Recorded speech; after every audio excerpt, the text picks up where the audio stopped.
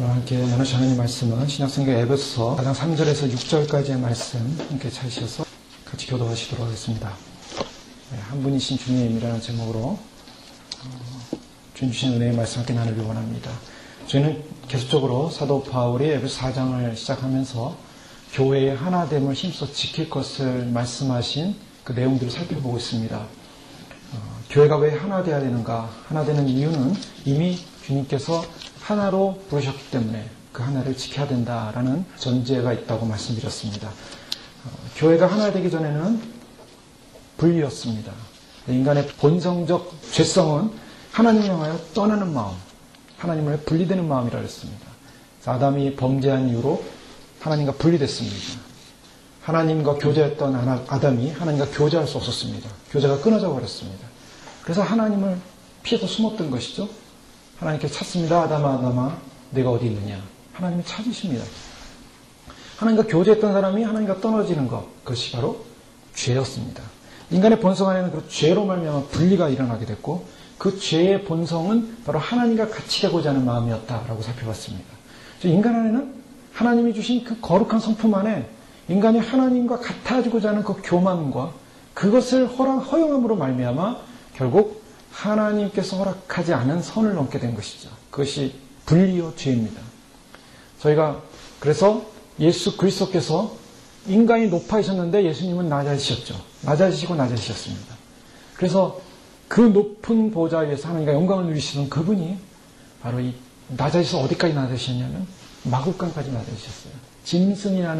짐승이 있는 바로 그 처소에서 태어나셨습니다. 너무나 낮아지시고 가난하고 천하고 사람들이 볼 때는 손가락질할 수밖에 없는, 무시할 수밖에 없는 그런 가장 낮아지심으로 오셔서 우리를 위하여 고난당하시고 십자가에 돌아가셨습니다. 바로 그 예수님이 돌아가심을 말미암아 예수 그리스도를 통해서 분리가 하나됨이 일어난 것이죠. 에베소서 1장의 3장까지의 중심 내용은 하나님께서 그리스도 십자가를 통해서 분리되었던 하나님과 인간의 관계가 하나 되었다. 통일되었다. 그 통일됨이 이제 온 우주를 통일하시고 주님께서 온 우주를 바로 분리되었던 인간의 죄로 말미암아 신음하는 이 우주의 그런 비극적 상황을 통일하는 연합체로 하나님의 통치와 다스림이 있는 연합체로 이루실 것이다. 그 영광을 위해서 불렀다. 그 영광을 위해서 지어지고 있다. 만들어지고 있다. 그 영광을 모든 정사와 권세자들이 보고 놀랄 것이다. 그들을 위해 전 시대에 위해서 준비하고 있다. 그것이 교회다. 그렇게 말씀하셨습니다. 그렇기 때문에 이 교회는 너무나 영광스럽고 귀한 것이고 주님께서 이루신 이 하나됨의 축복을 놓치지 말라. 빼앗기지 말라. 반드시 지켜야 된다라는 것이 계속 살펴보는 말씀입니다. 그것을 지키기 위해서 사도 바울은 구체적인 방법들을 말하고 있습니다. 인간이 하나님으로부터 분리된 이유가 무엇이었습니까? 교만했기 때문입니다. 교만이라는 것은 하나님이 가장 싫어하는 죄입니다. 그래서 교만의 결론은 죄요. 교만한 자는 하나님께서 반드시 멸할 수밖에 없다. 하나님 나라는 교만해서 못 들어간다. 부자가 천국에 들어가는 것은 낙타가 바늘귀로 들어간 것 같이 어렵다. 못 들어간다는 얘기입니다. 그 부자는 무엇이었습니까? 그 부자는 교만을 말하고 있습니다. 높아짐을 말하고 있습니다. 자기의 자아로, 자기 자신으로 가득 차 있는 교만, 결국 천국에 못 들어간다는 것입니다. 그래서 주님께서 인간으로 하여금, 저희들로 하여금 회복하신 그 회복의 사랑 속에는 하나님의 성품, 하늘에서 낮아지고자 하는, 낮아지기까지 낮아지신 바로 그 겸손의 성품, 그 낮아지는 하나님의 성품을 닮아서 가지 않으면 이 하나됨의 교회는 깨질 수밖에 없다. 그래서 사도 바울은 모든 겸손과 온유로 오래 참고 사랑 가운데 서로 용납하고 평안에 매는 줄로 성령의 하나 되게 하신 것을 힘써 지키라 그랬습니다. 자, 힘써 지키는 것은 어떻게 되냐면 반드시 모든 겸손, 온유, 오래 참음이 전제되어야 한다는 것이에요. 바로 오래 참음과 평안에 매는 줄과 서로 용납함이 전제되지 않으면 힘써 지켜줄 수 없다는 것입니다. 이것은 무엇이라고 살펴봤습니까? 이것은 바로 4절 말씀에 몸이 하나요? 성령도 한 분이시니 이와 같이 너희가 부르심을 한 소망 안에서 부르심을 받았느니라. 그래서 지난 시간에 살펴보면서 이런 성령의 하나 되게 하신 것을 힘써 지키는 이와 같은 방법이 무엇인가? 성령의 하나 되게 하신, 즉 그 안에 실제적으로 이 교회를 지키는, 교회를 하나 되게 하는 그 힘은 바로 성령이 있었다. 성령님께서 그것을 하고 계시다 라고 말씀 살펴봤고, 그 성령님은 어떤 분이신가? 우리가 성령의 열매를 통해서 알 수 있습니다. 성령님은 사랑을 가지신 분이고, 희락을 가지신 분이고, 화평을 가지신 분이고, 그 다음에 오래 참고, 자비, 양성, 충성, 온유, 절제. 이런 성령님이 가지시는 어떤 성품은 바로 그런 열매로서 드러나고, 그런 성령의 성품과 열매를 갖지 않으면 하나됨이 깨어진다. 그래서 마지막 시대에 그리스도의 교회가, 하나님의 백성들이, 주의 신부들이 예비하고 준비될 것이 뭔가? 그것은 다른 것이 아니라 바로 그 성령의 성품을, 성령의 열매를 맺히는 존재가 되어야 된다. 라는 것을 저희가 살펴보는 것입니다. 우리는 그런 존재로 가야 됩니다. 그런 존재가 되지 않고서는 우리 안에는 본성적 죄성이 살아납니다. 그래서 하나님을 향하여 대항하고, 하나님을 향하여 저항하고, 하나님을 향하여 분리하고 자란 마음. 인간 안에는 그 죄성이 계속적으로 나타납니다. 하나님은 이 성품을 원하는데 우리 안에는 계속적으로 하나님과 반대되는 성품을 향해 간다는 것이죠. 그래서 그 반대되는 성품을 죽이고, 존 웨인 같은 청교도 신학자는 파쇄하라 그랬습니다. 죽여야 된다. 완전히 죽여야 된다. 그래서 완전히 죽이고 바로 하나님의 성품을 닮아야 된다. 그러면 죄가 죽어지냐는 것입니다. 우리 안에는 그 죄의 성품이 죽어지냐는 것입니다. 어제는 죽었던 것 같은데 오늘은 살아나고, 예전에는 이겼는데 지금은 충만하지 못하니까 또 죄에 이끌리는 모습을 발견합니다. 그래서 죄의 법이 나를 사로잡아 오는도다. 분명히 죄를 물리친 것 같은데 죄의 법이 사로잡아 오는 것입니다. 점점 그 죄가 그냥 그냥 눈앞에 확 나타나면 확 무찌르면 되는데, 죄가 어떻게 들어오냐면 조금씩 슬며시 들어옵니다. 마치 뱀이 담을 넘어서 천천히 와서 혀를 날름거리면서 아주 달콤한 말을 하고 유혹하듯이 죄가 그렇게 들어온다는 겁니다. 죄가 그렇게 들어오니까 그 죄의 법이 나를 사로잡아 오는도다. 사로잡아 오는 거야. 사로잡아. 나도 모르게 구렁이에서 덜덜 몸이 감겨 있는 거예요. 그걸 이기지 못하면 지옥에 떨어져 구렁이에 감겨 있는 상태로 그냥 뱀한테 뜯기는 것입니다. 그렇게 슬며시 다가오고 우리를 조여오는, 사로잡아오는 그 죄의 법을 성령의 법으로, 말씀의 법으로, 진리의 법으로, 빛의 법으로 이겨야 됩니다. 이기기 위해서는 그냥 안 이겨집니다. 전신갑주를 입어야 됩니다. 그래서 하나님 말씀으로 무장되어지고, 복음의 소망을 가져야 되고, 믿음의 진리의 허리띠를 떼야 되고, 흔들리지 않아야 됩니다. 견고해야 됩니다. 그래서 그런 견고한 군사와 같은 모습으로, 영적 군사와 같은 모습으로 주님의 성품을 닮아서 죄를 이겨야만이 그것이 바로 군대와 같은 신부, 아가서에서 말하는 신부긴 신부지만 군대와 같은 깃발을 든, 무슨 깃발을 들어서 승리의 깃발을 든 신부가 된다는 것입니다. 저희가 주님을 맞이하기 위해서는 이런 승리의 깃발을 들고 나가야 됩니다. 그 성령님이 그런 성품을 맺게 하시는데, 바로 이 하나된 교회, 이 하나된 교회는 바로 성령님에 의해서 하나된 교회를 증거하고 있을 뿐만 아니라, 계속적으로 지난 시간에 잠깐 살펴봤던 것처럼 삼위일체 하나님이 이 하나님됨을, 이 하나됨을, 교회 하나됨을 증거하고 있다고 말씀드렸습니다. 오늘 두 번째로 보면 주도 한 분이시요. 자, 성령님이 교회의 하나됨을 인도하실 뿐만 아니라, 교회를 하나되게 하실 뿐만 아니라 주가 한 분이시다. 한 분이신 주. 저희는 오늘 특별히 5절 말씀, 주도 한 분이시오 라는 이 말씀을 가지고 함께 말씀을 나누기 원하는 것입니다. 기독교 신앙에서 가장 중요한 부분이기도 합니다. 가장 우리가 집중해야 되고 가장 묵상해야 될 영역입니다. 그런데 이 주도 한 분이시오라는 이 주가 한 분이라는 말씀이 나오기 전에 반드시 전제된 것이 성령님이 나왔다는 것입니다. 자, 성령님은 어떤 분이십니까? 성령님이 나와야만이 주가 한 분이시라는 것이 증거가 됩니다.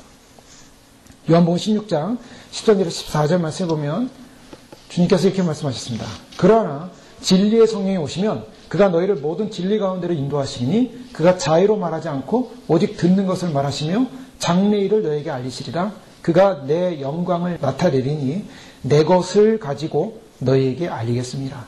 자, 그가 내 영광을 나타낼 것이다. 그분이 오시면, 진리의 성령이 오시면 그분이 어떻게 한다고요? 성령 중심의 사역은 어떤 사역이냐면 바로 성령님을 통해서 성자 되시는 예수 그리스도의 영광을 나타내는 사역을 하신다는 것입니다. 성령님이 오심으로 말미암아 그 성령님이 결국 교회의 한몸됨을, 하나됨을 말씀하실 뿐만 아니라 그 하나됨이 어딜 향해 가고 있냐면 바로 한 주 대신 주님을 바라보게 하신다는 것입니다. 고린도전서 12장 말씀 한번 보시겠습니다. 바로 그와 같은 말씀이 고린도전서 12장 3절 이하에 나오고 있습니다. 고린도 교회는 특별히 성령의 하나 되신 그 교회가 분열되고 깨어지고 그리고 많은 상처를 아는 교회였습니다. 그래서 사도 바울은 특별히 고린도 교회를 향해서 이 교회가 하나 되어야 되는 것을 굉장히 강조를 많이 합니다. 그런 강조되는 내용 가운데 특별히 3절, 12장 3절 이하에 보면 그러므로 내가 너에게 말하노니 하나님의 영으로 말하는 자는 누구든지 예수를 저주할 자라 하지 아니하고 또 성령으로 아니하고는 누구든지 예수를 주시라 할 수 없느니라. 성령으로 말미암지 않고는 예수를 주시라 할 수 없느니라. 자, 지금 성령님이 예수님을 뭐라고 하냐면 주라고 알려주고 계십니다. 주라고 고백하게 하신다는 것입니다. 성령이 오시면 예수님의 영광을 드러낸다 그랬습니다. 예수님께서 예수님 그분이 하나님의 아들로서 이 땅에 사역을 하셨지만 그 하신 사역을 증거하고 드러내고 그 영광을 나타내는 분은 누군가 바로 성령님이십니다. 그래서 성령님이 먼저 이 교회의 하나됨의 증거로서 나타났고 그 성령님께서 누구를 증거하고 있냐면 바로 예수 그리스도가 바로 주라는 것을 증거하고 있습니다. 결실로 보면 은사는 여러 가지나 성령은 같고 직분은 여러 가지나 주는 같으며 성령과 주 또 사역은 여러 가지나 모든 것을 모든 사람 가운데 이루시는 하나님은 같으니 여기도 삼위일체 하나님의 한 분 되심, 하나 되심, 한 교회 되심을 증거하고 있습니다. 성령 하나님, 바로 성자 예수님, 주 하나님, 그리고 성부 하나님.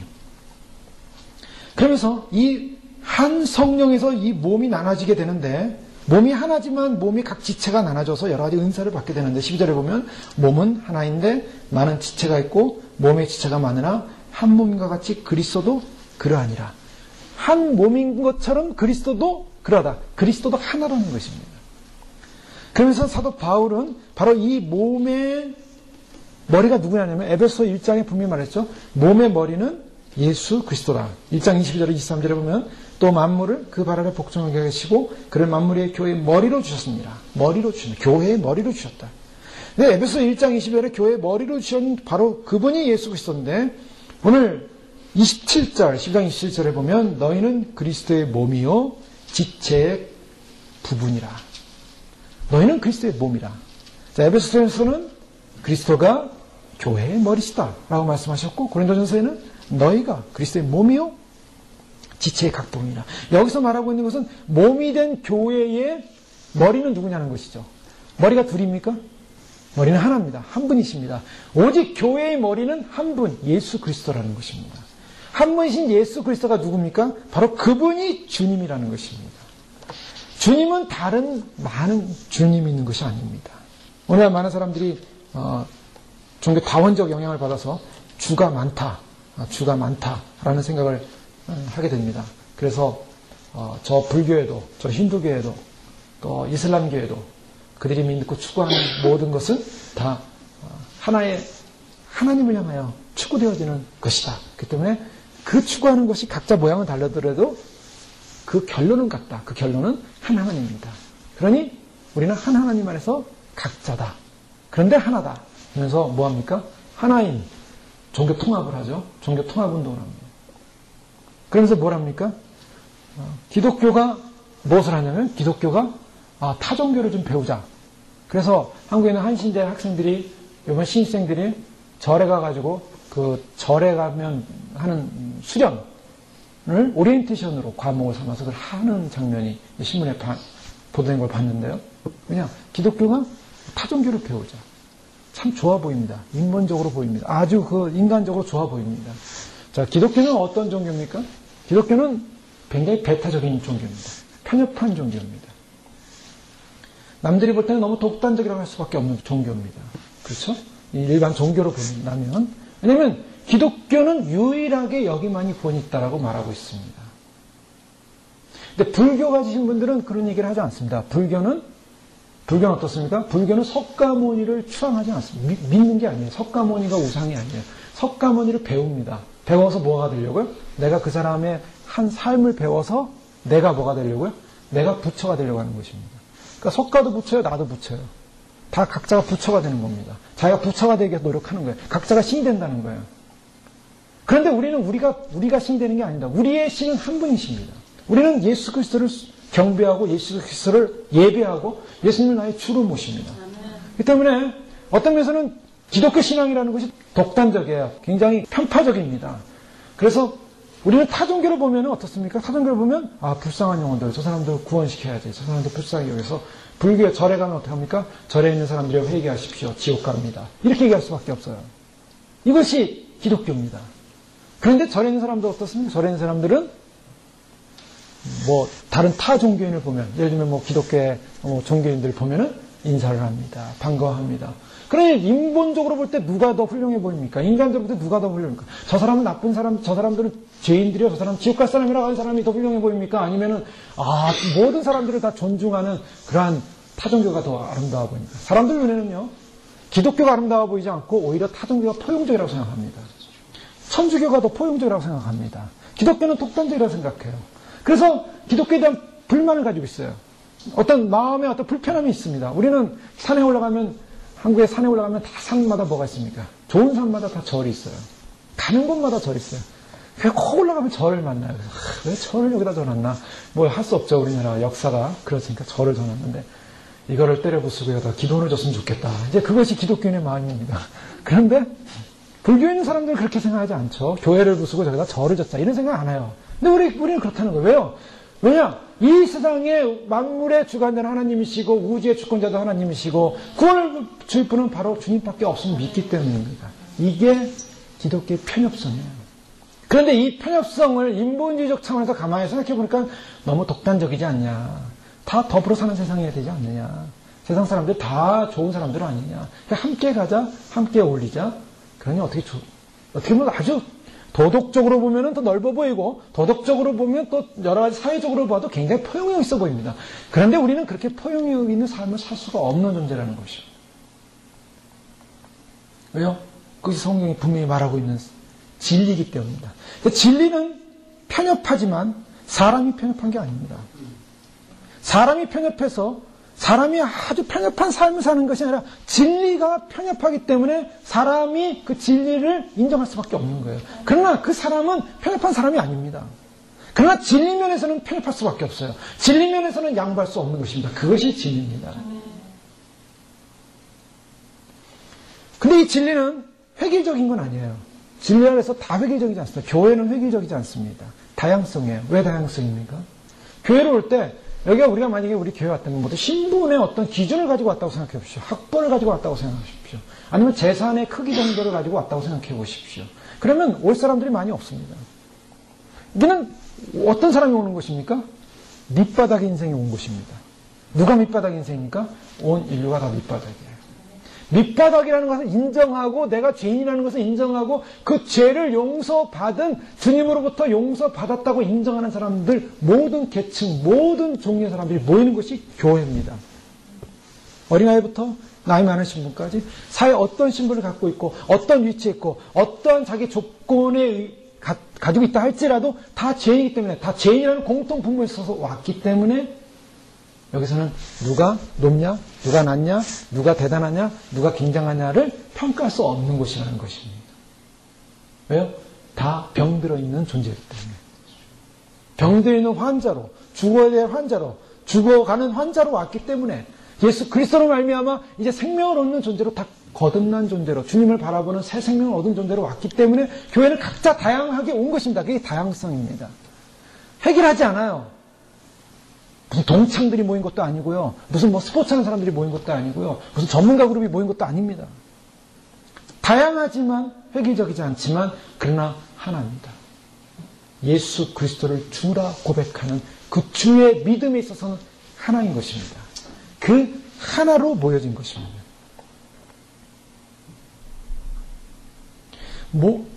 오늘 본문에서 그래서 주도 한 분이시오라는 이 한 분이라는 말씀은 아주 절대적인 신앙입니다.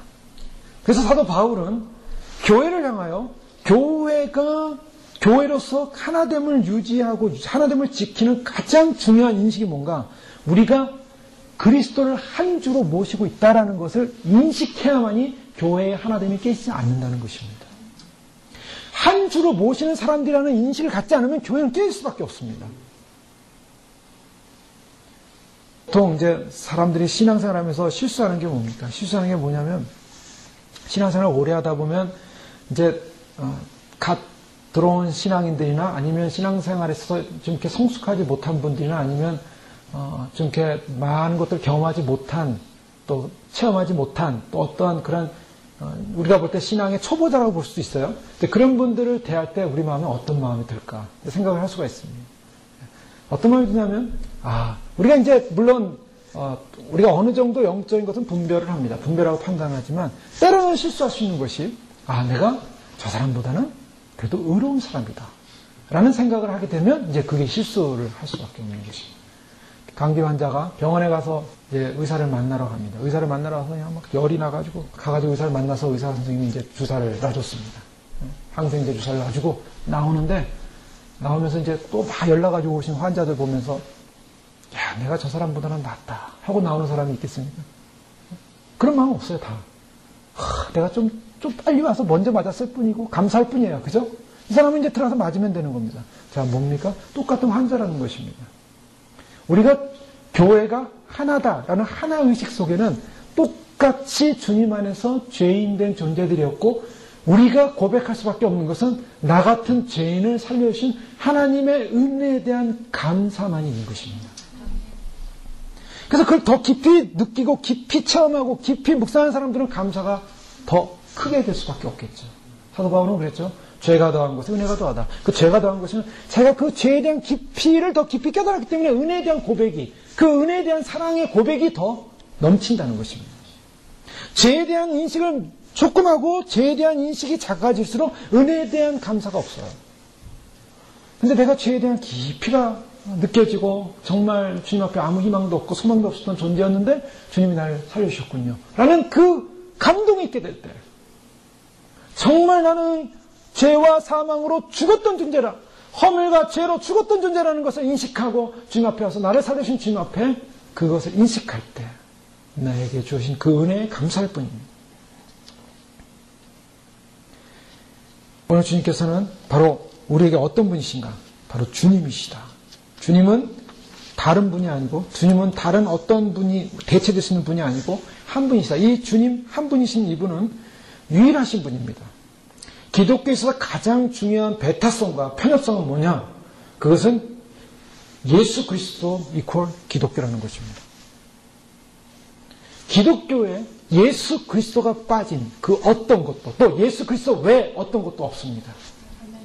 자, 우리 신앙을 가만히 보십시오. 우리가 교회를 나오고 있습니다. 교회를 왜 나왔습니까? 내가 의로워서 나왔습니까? 내가 똑똑해서 나왔습니까? 내가 뭔가 잘할 거 있어 나왔습니까? 무슨 사회활동하기 위해서 나왔습니까? 아닙니다. 교회라는 것은 예수 그리스도입니다.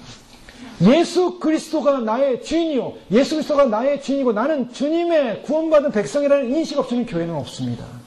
신자도 없습니다. 구원도 없습니다. 오늘 많은 사람들이 교회 다니면서 주인이 누군지 몰라요. 주인이 어떤 분인지 모르는 거예요. 왜 교회를 나옵니까? 교회는 어떤 곳입니까? 사람들이 모여서 인생활하면서 힘들고 지친 사람들이 모여서 서로 위로하고 격려받기 위해서 모여 그런 단체가 아닙니다. 어렸을 때부터 교회 다니지만은 교회를 왜 다닙니까? 부모님 손에서 교회를 이끌어 나왔습니다. 자라났습니다. 교회를 왜 다니고 왜 예배를 드립니까? 누구한테 예배를 드립니까? 부모님을 위해서 앉아져 있는 것입니까? 누구 때문에 와 있는 것입니까? 아닙니다. 바로 주 예수 그리스도. 그분이 나의 주인이기 때문에 그분을 경배하는 것입니다. 예배하는 것입니다. 바로 그 인식이 없으면은 우리는 처음부터 잘못된 거예요. 그래서 교회가 하나다라는 이 가장 강력한 메시지에 이 하나됨의 메시지를 증거하는 가장 결정적인 증거는 주님이 한 분이라는 것입니다. 그 주님이 한 분이시기 때문에 그 한 분 주님 안에서 교회는 하나다는 것입니다. 둘이 아니라는 것입니다. 머리가 둘이 아니라는 거예요. 몸이 둘이 아닙니다. 그 때문에 교회는 하나라는 것입니다. 물론 여기서 말하는 이 교회라는 개념은 우리가 말하는 보통 보이는 유형교회를 말하는 것이 아닙니다. 로컬 처치를 말하는 것이 아니라 이것은 무형교회를 말하는 거예요. 보이지 않는 그리스도의 몸된 교회. 우리는 그 몸된 교회 안에 들어와 있습니다. 그런데 이런 몸된 교회가 구원받은 백성들이 다 몸된 교회 성도들이 각 처, 각 나라, 각 백성, 각 민족들이 모여서 나중에 어떻게 됩니까? 다 흰옷을 입고 다 하나입니다. 다 유니폼이에요. 전부 흰옷을 입고 전부 한 주님을 예배한다는 것입니다. 그것을 위해서 우리 주님은 그 하늘 높은 곳에서 인간이 되셔서 이 땅에 내려오셨습니다. 엄청난 사건입니다. 그 분 안에 뭐가 있냐면 그분 안에 하나님의 영광의 광채가 있고 그분 안에 하나님의 본체 형상이 있다고 히브리서 1장에 말하고 있습니다. 그래서 그의 말씀의 능력으로 만물을 붙들고 계십니다. 이 만물이 이 온 우주가 우주 공간이 어떻게 이렇게 공간을 유지한 채 거리를 유지한 채 떠 있습니까? 떠 있는 거죠. 공간에 그냥 존재하며 떠 있습니다. 그 거리를 유지한 채. 어떻게 가능합니까? 만물을 주님께서 그 능력의 말씀으로 붙드신다. 하나님의 말씀이 능력이요. 그리스도의 말씀이 힘이요. 그 말씀이 생명이요. 에너지입니다. 죄를 정결케 하는 일을 하시고 높은 곳에 계신 위엄의 우편에 앉으셨다가 그러면 어떻게 됐습니까? 빌립보서 2장에 보면 그는 근본 하나님의 본체시는 하나님과 동등됨을 취할 것이 여기지 아니하시고 오히려 자기를 비워 종의 형체를 가져 사람들과 같이 되었고 사람의 모양으로 나타나셨고 자기를 낮추시고 죽기까지 복종하셨으며 십자가에 죽으십니다. 요한복음 1장 14절에 말씀이 육신이 됐다. 사람으로 오셨습니다. 육신으로 오셨습니다. 육신으로 오셔서 그분이 우리를 구원한 사건, 이것이 하나님께서 우리를 구원하고자 하는 감춰진 비밀이었습니다. 만세 전부터 감춰진 비밀. 그 다니엘이 천상을 봤는데 하나님 말고 다른 분이 있더라는 거예요. 놀랬어요, 다니엘이. 저분이 누군가. 보니까 사람 같아요. 사람 같은데 형상, 하나님은 어떤 사람 모양이긴 하지만 빛은 있기 때문에 사람들이 보면 그 하나님을 제대로 못 봅니다. 근데 또 하나님 옆에 또 동일한 하나님 같은 분이 있는데 그런 신적 권능을 가지고 있는데 천사는 분명히 아니에요. 근데 사람 같은 분이에요. 근데 하나님이에요. 인자와 같은 이가 있다라고 말하고 있어요. 구약에서. 근데 사도 요한이 요한계시록을 쓰면서 바로 인자 같은 주님을 봅니다. 인자 같은 이가. 자, 사도 요한은 예수님의 사랑받는 제자였습니다. 예수님 품에 누워서 함께 식사를 했던 사람이에요. 예수님께서 갈릴리 바닷가에 나타나셔서 베드로에게 3번 나를 사랑하냐 물으시면서 내 양을 먹이라 치라 먹이라 이렇게 하시면서 사명을 주시지 않습니까? 그때도 사도 요한은 예수님과 함께 있었고 예수님을 제일 먼저 발견한 사람이에요. 주시라. 사도 요한이 주시라 베드로에게 알려줬습니다. 그랬더니 베드로가 뛰어내려서 예수님 만나지 않았습니까? 사도 요한은 누구보다 예수님과 가까운 사람이었어요. 예수님이 특별히 사랑해서 그의 사랑하는 제자. 요한복음에 그의 사랑하는 제자를 사도 요한으로 말하고 있습니다. 예수님이 십자가 못 박혀 들어갔을 때 그 어머니 마리아를 맡기는 이제는 내 어머니다. 내가 돌봐드려라. 사랑하는 제자였어요. 근데 그 사도 요한이 예수님을 보는데 인자 같은 이가 이러고 있어요. 하나님을 보는 거예요. 예수님이 육으로 계셨을 때는 가장 사랑하고 가장 친한 관계였지만 그분이 승천하시고 하나님의 영광의 자리에 있고 그 영광의 현현을 하시니까 사도 요한은 그 앞에 죽은 자처럼 돼서 인자 같은 이가 이렇게 말할 수밖에 없어요. 하나님 옆에서 항상 함께 하셨고 그 창조의 영광에 함께 하셨고 창조의 주관자시고 그리고 하나님과 함께 하시는 그분이 이 땅에 인간의 모습으로 내려오셔서 우리를 구원하는 이 영광스러운 사건, 이것이 바로 성육신의 사건. 이 성육신의 사건은 인류 역사 가운데, 인간들 역사 가운데 하나님이 인간이 된 사건은 유일한 사건이요, 단 한 번의 사건이요, 오직 예수 그리스도 외에는 없다는 것입니다. 그래서 우리는 그 예수 그리스도 한 분을 믿는 것입니다. 예수님과 나와의 관계는 어떤 관계인가? 예수님과 나와의 관계는 개인 대 개인의 관계입니다. 그래서 개인 대 개인이에요. 우리가 개인적인 주님을 만나는 겁니다. 개인적인 주님의 인격을 경험하는 것입니다.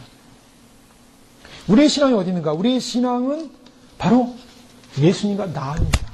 내가 예수님 안에 있고 예수님이 내 안에 있고 이 관계가 형성되지 않으면 예수님은 나의 주가 아니십니다. 만약 예수님이 내 안에 계시고 내가 주님 안에 계신다는 이 관계성 안에 다른 무엇이 들어옵니다. 다른 무엇이 들어왔습니다. 자, 다른 무엇이 뭡니까? 첫째, 자기가 될 수가 있습니다. 예수님과 나와의 관계성 속에 내가 들어와 있어요. 나라는 자아가 들어와 있습니다. 그 자아가 주님과의 관계를 맡고 있어요. 그렇다면 이 자아가 우상입니다. 이 자아를 끄집어내야 됩니다. 예수님과 우리와의 관계성 속에서 이 관계성을 막는 그런 존재들이 뭐가 있을까요? 이 관계성을 막는 존재들, 이 땅에 살면서 우리가 소위 말해서 인간적인 관계 속에 우상화시킬 수 있는 존재들, 사람이 될 수 있습니다. 가족이 될 수 있습니다. 또 물질이 될 수 있습니다. 세상 가치관이 될 수 있습니다. 하나님과 예수님과 나와의 관계성 속에, 일대일의 관계, 절대적인 관계성 속에 나의 주님은 바로 예수님이셔야 되는데, 나의 주가 예수님이 되기 전에 세상에 어떤 것이 끼어든다면 그것은 다 죄입니다. 죄가 거기 있어요. 나는 죄인이 아닙니다. 나는 잘못한 것이 없습니다. 아닙니다. 내가 주님과의 관계성 속에서 그 무엇이든, 나의 자아든, 나의 자랑이든, 나의 의든, 나의 선이든 들어오면 죄예요. 자, 우리가 산상수훈 말씀을 우리가 살펴보지 않았습니까? 산상수훈 말씀에 온유한 자는 복이 있나니. 온유하다. 온유한데 어떤 사람은 그렇습니다. 성품적으로 온유할 수 있어요. 제가 그 말씀 살펴볼 때 그런 얘기했습니다. 이것은 생리적인, 즉 성품적인 성향을 가진 온유를 말하고 있지 않다고 그랬습니다. 어떤 사람은 참 잘 참는 사람이 있어요. 우리가 그런 걸 뭐라 그러죠? 성인군자라 그러죠. 성인군자. 그 성품이 좋은 분들입니다. 참습니다. 옛날 양반들 어떻습니까? 양반들 자기를 드러내냐고 잘 참죠. 잘 참습니다. 또 자기가 내가 이렇게 하면은 내 손해지. 나의 품위를 무너뜨리는 거야. 내가 이렇게 하면은 나라는 존재 가치를 무너뜨리는 거야. 그러니까 기준이 있습니까? 자기가 있습니다. 자기 존재 가치를 높이기 위해서 자기가 참고 인내한다면 그건 온유가 아니에요. 내가 철저하게 죄인인데 그 죄인인 내가 나를 용서하시고 사랑하시고 그 온전한 사랑, 하나님의 사랑 앞에서 보니까 상대방도 그런 죄 속에서 헤매고 있구나. 그렇다면 그것을 보면서 이해해주고 용납해줄 수 있는 거, 그게 온유지. 내가 나를 치장하기 위해서 하는 모든 성품적 행위는 그건 죄예요. 그래서 그 다음에 오는 건 뭡니까? 나는 굉장한 사람이야. 괜찮은 사람이야. 나는 좀 괜찮은 존재야. 라고 생각하는 것이 교만이라는 것입니다. 주님과 나와의 관계 속에서 어떤 성품이든 어떠한 모습이든 주님과 나의 관계성 속에서 그 관계를 맡고 있는 어떤 조건이 있다면 그것은 죄요. 그것은 내가 주님을 한 분 주님으로 모시지 않고 있는 증거입니다. 주님께서 우리로 하여금 왜 한 분 주님이 교회의 하나됨을 이루게 하는가? 내가 한 분 주님 앞에서 나 자신을 없애고 나 자신을 비우고 진정으로 나는 내 심령이 주님 외에는 바라볼 것이 없는 가난한 심령, 주님 외에는 바라볼 것이 없고 소망할 것이 없는 그런 심령, 주 외에는 내게 어떤 소망도 없습니다. 주님만을 경배할 수 있는 심령, 주님 앞에 서니까 내가 얼마나 형편없는 죄인인가, 자신의 죄를 발견하면서 죄 앞에 통행할 수밖에 없는 심령, 주님의 나라와 주님의 의를 구하면서 주님의 오심을 기다리는 그 소망 가운데만 살 수밖에 없는 의를 위하여 갈망하는 심령, 목마른 심령. 고린도서 1장 30절에는 너희는 하나님께로부터 나서 그리스도 예수 안에 있고, 예수는 하나님께로서 나와서 우리에게 지혜와 의로움과 거룩함과 구속함이 되셨다 했습니다. 우리가 어디서 나왔습니까? 우리의 존재가 어디 있습니까? 우리는 하나님께로서 나와서 예수 안에 있다 그랬습니다. 우리의 존재는 예수 안입니다. 예수 안에 있음을 확인하셔야 됩니다. 우리가 하나님을 믿으면서, 예수님을 믿으면서 예수님을 주인으로 믿을 때 우리는 예수님을 어떻게 믿어야 됩니까? 그분이 이루실 친의, 그분이 우리를 변화시킬 성화, 그리고 그분이 오셔서 우리를 통치하실 영광스러운 재림, 온전히 믿어야 됩니다. 온전한 믿음으로 우리가 비록 우리의 신앙과 삶 속에 다른 어떤 이름도 없음을 고백해야 됩니다. 사도행전 4장 12절의 말씀을 보면 다른 이로서는 구원을 얻을 수 없나니 천하 인간의 구원을 얻을 만한 다른 이름을 우리에게 주신 일이 없습니다. 다른 이름이 없다는 것입니다. 그래서 이 예수님을 믿는, 하나님을 오직 믿고 예수님이 나의 주님이라고 믿는 유일신론. 그래서 아마 그 1:1 제자형 공부하시는 분들은 그런 제목이 나오죠. 그리스도의 유일성이라는 말이 나옵니다. 모노테이즘이라는 말을 씁니다. 유일성. 한 분 하나님. 우리에게는 두 분이 아니에요. 한 분이에요. 그래서 고린도서 8장 5절에서 6절 말씀 보면 비록 하늘에나 땅이나 신이라 칭하는 자가 많이 있어 많은 신과 많은 주가 있으나 그러나 우리에게 한 하나님 곧 아버지가 계시니 만물이 그에게서 났고 우리도 그를 위하여 또한 한 주 예수 그리스도께서 계시니 만물이 그로 말미암고 우리도 그로 말미암았느니라. 한 하나님 아버지가 계실 뿐만 아니라 만물이 그에게서 났고 우리도 그를 위하여 또한 한 주님 예수 그리스도께서 계시다. 몇 분이라 그랬습니까? 분명히 사도 바울은 한 주를 말하고 있어요. 자, 고린도 교회는 갈라지고 무너지고 싸우고 서로 은사 가지고 싸웠고 서로가 잘났다고 싸웠고 서로가 아볼로파다 개박파다 그리스도파다 서로 파 가지고 싸우고 막 분열되고 쪼개지고 갈라지는 그런 모습이었어요. 그래서 그 개념을 알려주는 거예요. 그 개념. 너희가 갈라질 이유가 없다. 너희는 한 주를 그리스도 안에 있고 한 주를 섬기는 것이다. 바울도 디모데에게 이것을 강조하고 있습니다. 디모데서 2장 5절에 보면 하나님은 한 분이시오. 또 하나님과 사람 사이의 중보도 한 분이시니 곧 사람이신 그리스도 예수시라. 자, 하나님과 사람 사이의 유일한 중보란 무엇입니까? 인간이 하나님 앞에 나갈 수 없었습니다. 하나님께 나갈 수 있는 유일한 한 길을 열으셨어요. 하나님께 나갈 수 있는 유일한 한 길, 그것은 바로 인간에 대해 내려오셨던 바로 예수 그리스도. 그분이 우리의 중보자로 한 분이시니 곧 사람이신 예수 그리스도라.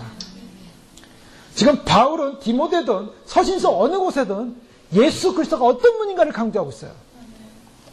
바로 기독교는 예수 그리스도 한 분이신 주님이신 예수 그리스도 없이는 기독교는 존재할 수 없고 교회도 존재할 수 없고 우리도 존재할 수 없는 것입니다.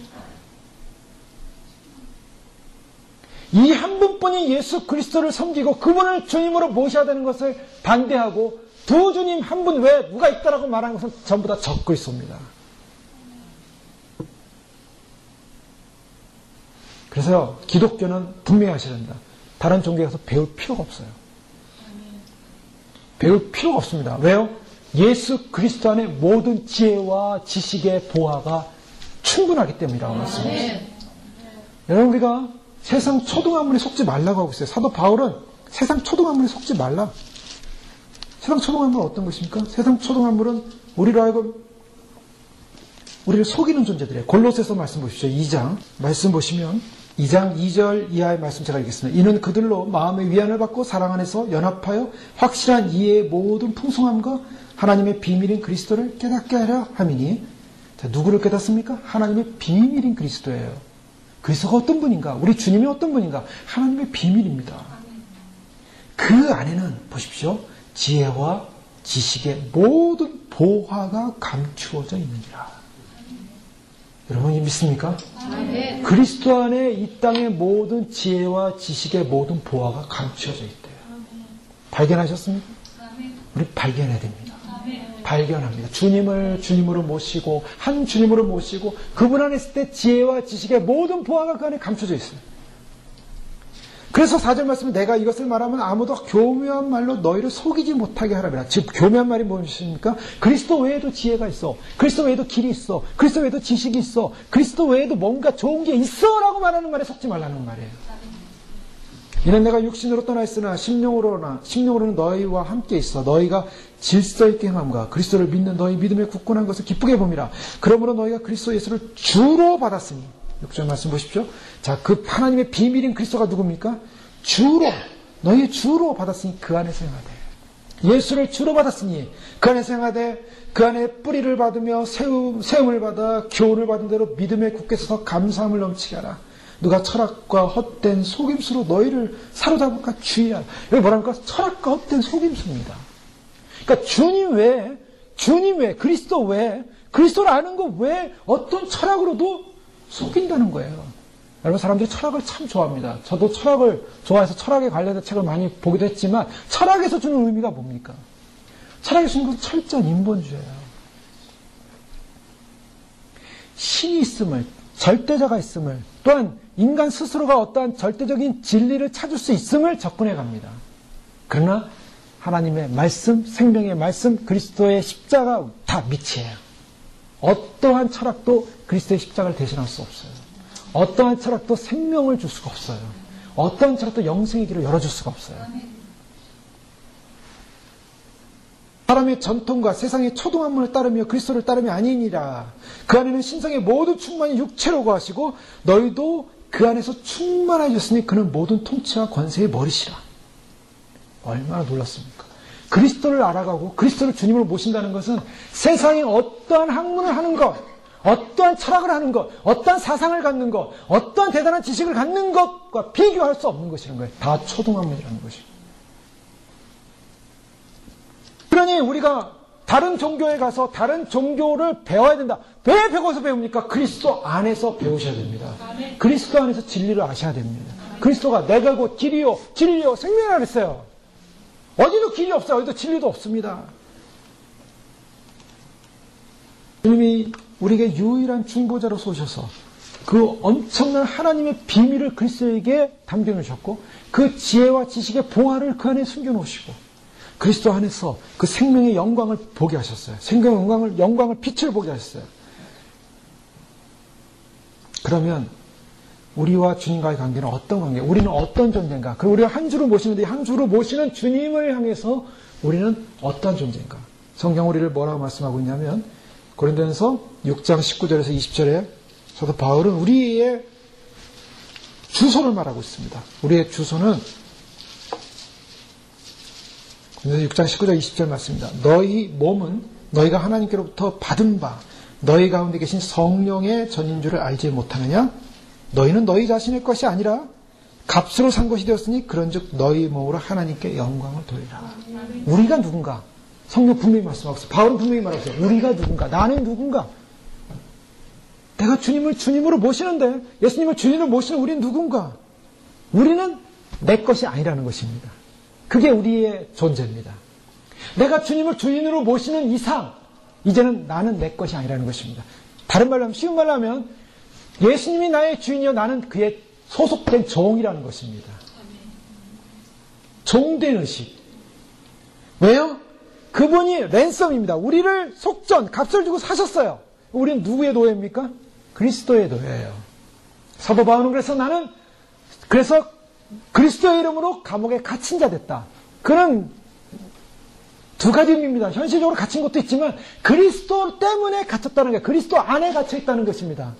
그것이 사도 바울의 고백이 우리의 고백입니다. 우리는 누군가? 그리스도께서 우리 사신 존재라는 것입니다. 그러니 값으로 산 것이 되었으니 그런즉 중요한 게 뭡니까? 너희 몸으로 하나님께 영광을 돌리라. 왜요? 너희는 너희 자신의 것이 아니다.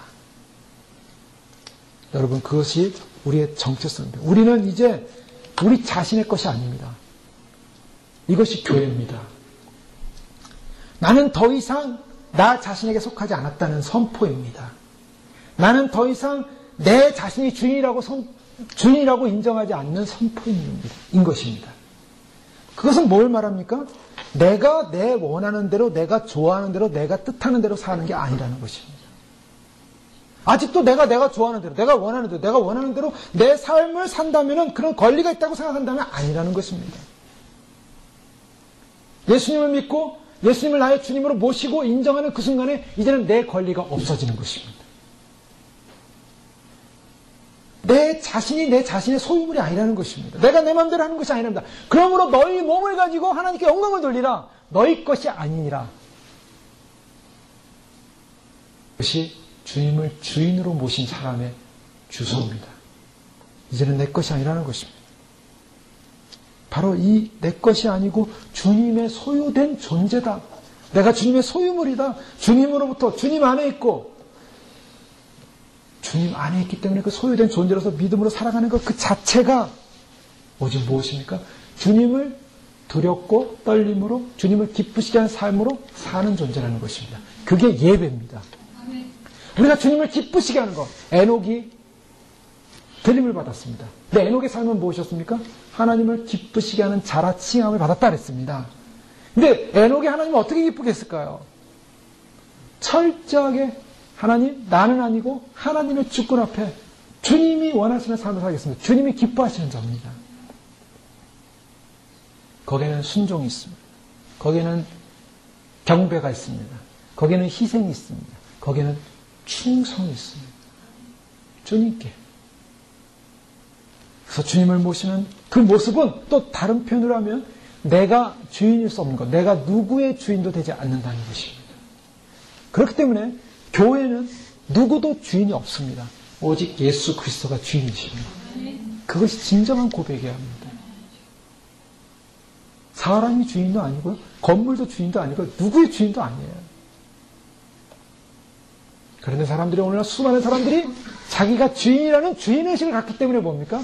문제가 생기고 분열이 생기고 그래서 어려움이 생기는 것이죠. 바로 고린도 교회에 그런 문제가 생겼던 거예요. 그 중에 아무도 주라는 존재는 없습니다. 그것이 어디에 나옵니까? 주님께서 바리새인들, 서기관들 얘기하면서 말씀하셨어요. 마태복음 23장 8절에서 12절 말씀 보면 그러나 너희는 랍비라 칭함을 받지 말라. 너희 선생은 하나요? 너희는 다 형제니라. 땅에 있는 자를 아비라 하지 말라. 너희 아버지는 하나이시니 곧 하늘에 계신 자신이라. 또한 지도자라 칭함을 받지 말라. 너희 지도자는 하나이니 곧 그리스도시니라. 너희 중에 큰 자는 너희를 섬기는 자가 되어야 하리라. 누구든지 자기를 높이는 자는 낮아지고 누구든지 자기를 낮추는 자는 높아지리라. 주님 말씀하신 게요. 결국 우리의 존재 가치가 우리는 주님의 것이고 주님의 종이기 때문에 주님의 존재물이기 때문에 우리가 주님의 소유물이기 때문에 더 이상 우리가 누구로부터 높아지는 상전일 수 없다는 것입니다. 그것을 사도 바울은 골로새서에서 여러 가지 그 상전과 종의 관계 속에서 설명을 합니다.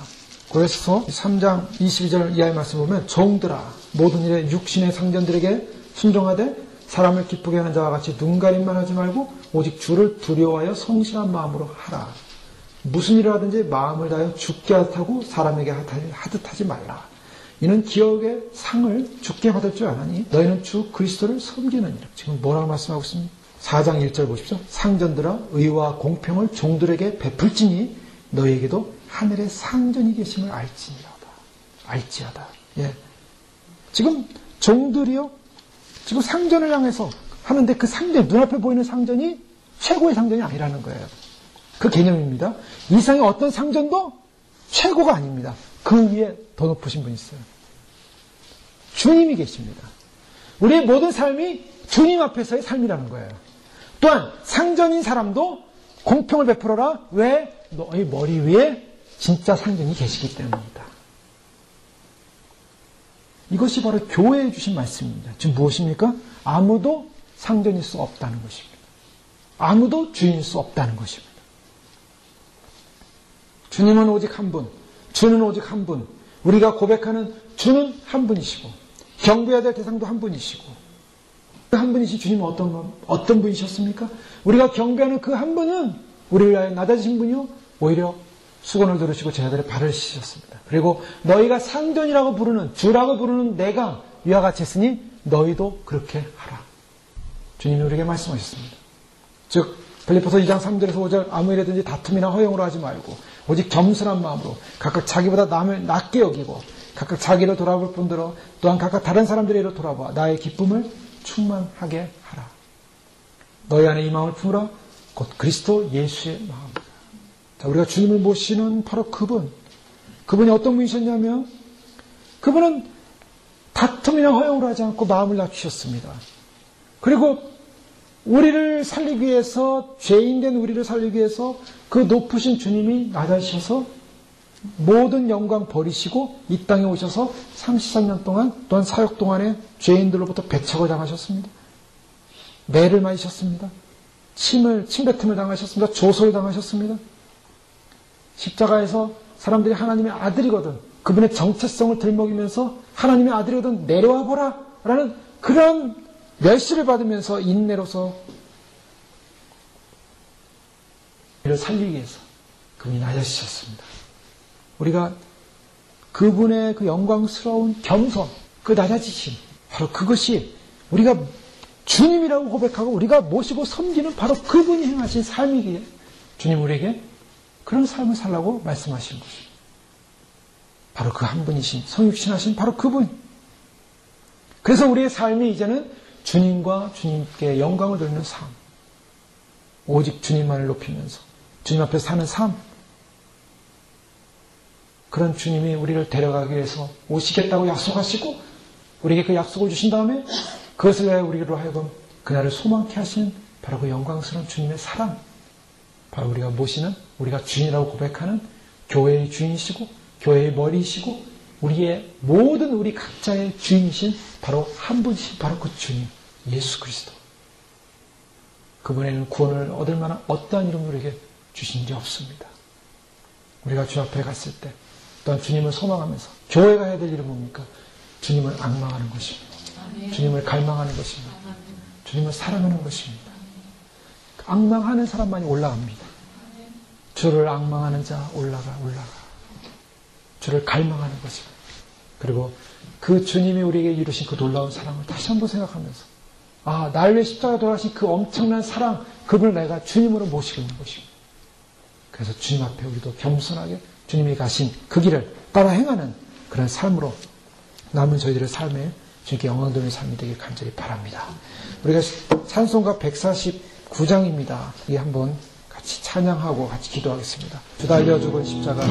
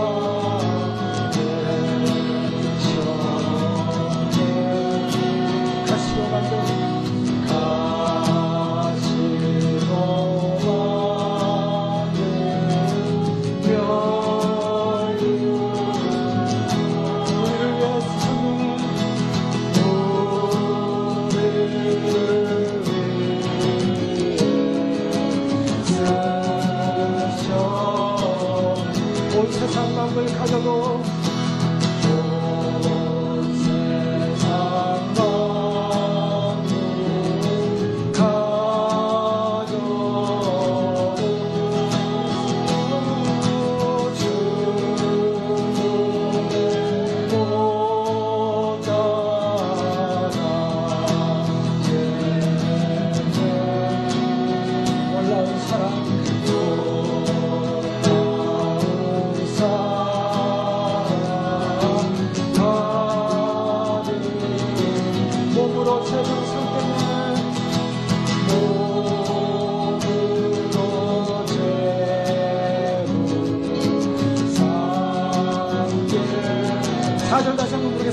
온 세상 만물 가져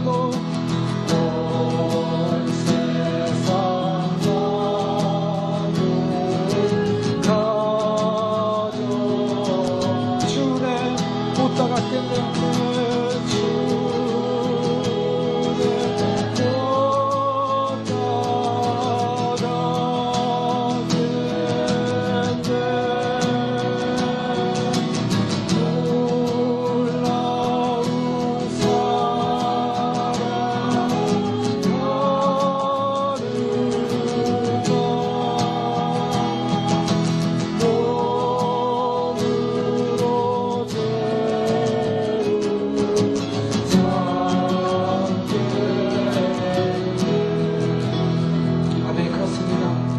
주님이 우리를 위하여 돌아가신 그 십자가 정말 우리의 주님이 되시고 영원한 주님이 되시고 영원한 구원의 생명의 주님이 되시며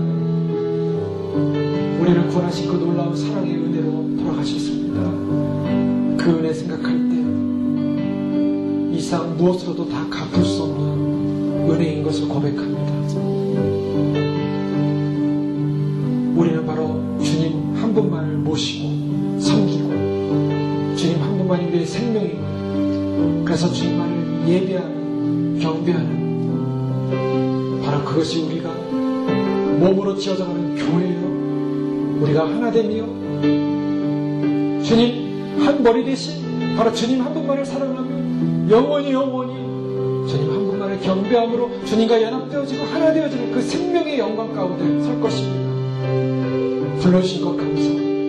우리를 값으로 사주신 것 감사합니다. 십자가가 아니고서는 우리가 구원받을 수 없었기에 주님이 우리를 사주셔서 주님 것이 되었습니다. 이제는 나의 것이 아닌 주님 것이요 주님 앞에 드려진 인생이요 주님 앞에 주님을 기쁘시게 하는 인생으로 우리의 몸으로 주님께 영광을 돌리시며 삶으로 축복하여 주시옵소서. 감사합니다. 그 은혜에 못 갚는 이 은혜 주님의 영광 주님 뜻대로 순종하여 충성하여 주님 오실 때 주님과 연합되어지는 그 한 주님 되신 주님만을 영원히 경배하는 한 몸으로 하나로 한 교회로 저게 서게 축복하여 주시옵소서. 우리 주여 부르 기도하겠습니다. 주여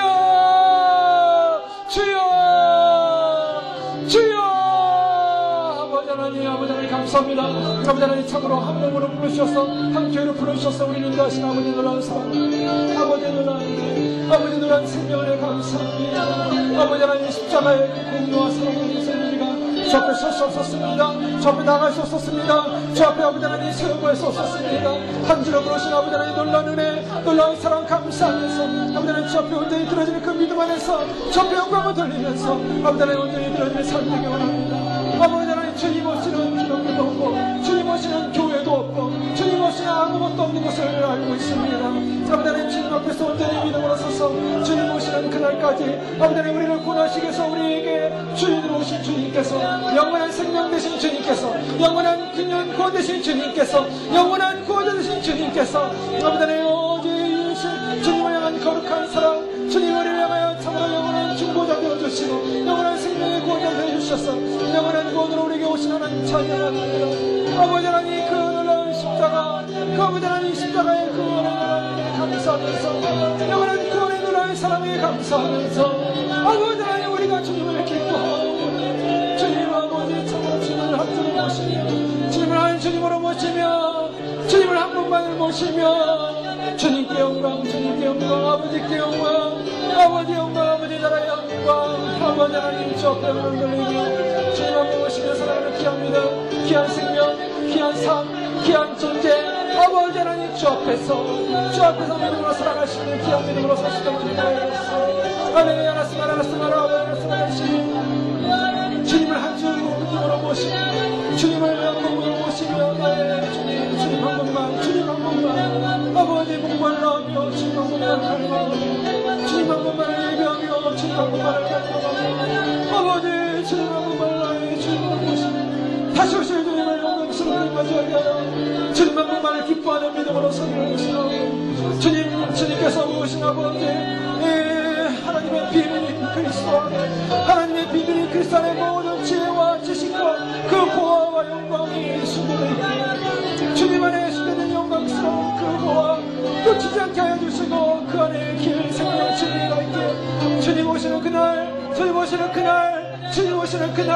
주님의 그 비밀의 영광의 지혜를 알아 어느 중앙거리 아버지 하나님의 그 말씀으로 붙들고 계시고 어느 중앙거리를 주님께서 붙들고 계시다 우리를 권하시는 주님 영광스러운 주님 앞에 기뻐하며 감사하며 영광스러운 주님 앞에 감사하며 찬양하며 영광스러운 주님 앞에 기뻐하며 감사하며 주님을 경배하고 영광을 받으시고 찬송을 받아주시옵소서. 아버지 감사합니다. 아버지 감사합니다. 우리에게 생명 주셔서 감사합니다. 주님 우리를 권하시며 십자가의 그 십자가의 은혜한 사랑 부으셔서 감사합니다. 아버지 하나님 주님이 나의 주십니다. 주님이 나의 주님을 주이십니다. 주님 한 분만의 사랑을 그 믿음으로 주님 것을 하는 그 이름으로 아버지 하나님을 참으로 고하시라고 거룩한 사랑으로 주님 알려주신 십자가 그 거룩한 사랑으로 기뻐하면서 주 앞에 감사합니다.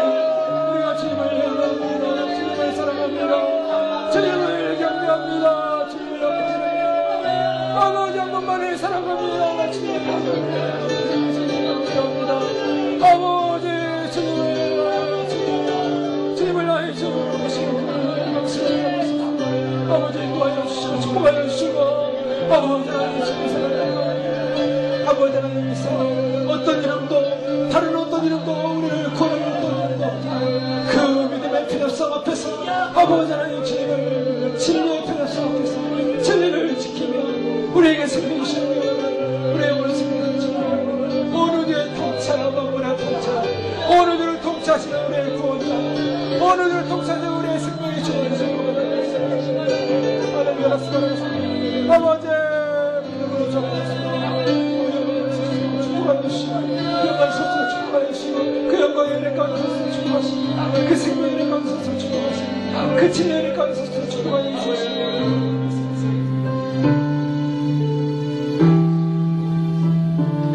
하나님이 우리를 만드신 주인이 우리를 살리게 하여 그 먼 길을 내려오셨습니다. 친히 한 분이신 주님이 서육신하셔서 우리를 위하여 십자가에 죽으시고 죽음의 저주를 끊으시고 우리를 살리셨습니다. 분리되었던 우리 하나님을 잃어버렸던 우리 생명인 우리가 육체가 되어서 영원히 죽었던 우리 십자가의 은혜로 살려주셨습니다. 하나님께 오르는 유일한 길 중보자 예수 그리스도 한 분밖에 없습니다. 우리가 영원히 섬겨야 될 나의 주인은 바로 주님 한 분밖에 없습니다. 우리의 인생 속에 우리의 삶 속에 우리의 영혼 속에 우리의 영원한 미래 속에 영원한 주님 나라 속에 우리가 영원히 찬양해야 되고 경배해야 되고 우리가 영원히 생명으로 모시는 주님은 바로 예수 그리스도 주님밖에 없음을 고백합니다. 그 어떤 것도 그 어떤 존재도 그 어떤 가치관도 주님과 나의 그 주님을 모시는 그 자리에 들어올 수 없음을 고백합니다. 값으로 산 것이 되었습니다. 주님 것입니다. 주님 것입니다. 주님을 위해 살게 하소서. 주님을 위한 것으로 주님을 기쁘시게 하는 인생이 되게 하소서. 주님 한 분만을 섬기며 주님 한 분만을 예배하며 세상의 어떤 초등학문도 세상의 어떤 헛된 속임수도 세상의 어떤 철학도 세상의 어떤 학문도 주님을 대신할 수 없습니다. 이 세상의 어떤 가치관도 진리이신 주님 길이요 진리요 생명이신 주님을 대체할 수 없습니다. 주님만을 경배합니다. 비진리화된 이 세상을 향하여 상대화된 이 세상을 향하여 주님 진리가 무너진 이 세상을 향하여 다시 오시는 생명의 주이신 주님을 증거하게 하시고 주님을 경배하게 하시고 주님 한 분만을 섬길 수 있도록 축복하여 주시옵소서. 다시 오시는 주님을 맞이하게 하시고 영원히 주님과 함께 한 몸 되어 한 교회 되어 온 만민들이 온 만백성들이 한 흰옷을 입고 주님 앞에 주님 한 분만을 경배하는 그날 할렐루야 찬양하는 그날을 소망하오. 주신 교회 하나님을 지켜 주님 앞에 반드시 사는 한 교회 되어 한 묶음 되어 첫열매 첫단이 되어 주 앞에 서게 하여 주시옵소서. 찬양하며 경배합니다. 영광을 받아 주시옵소서. 예수님의 이름으로 감사하며 기도를 합니다.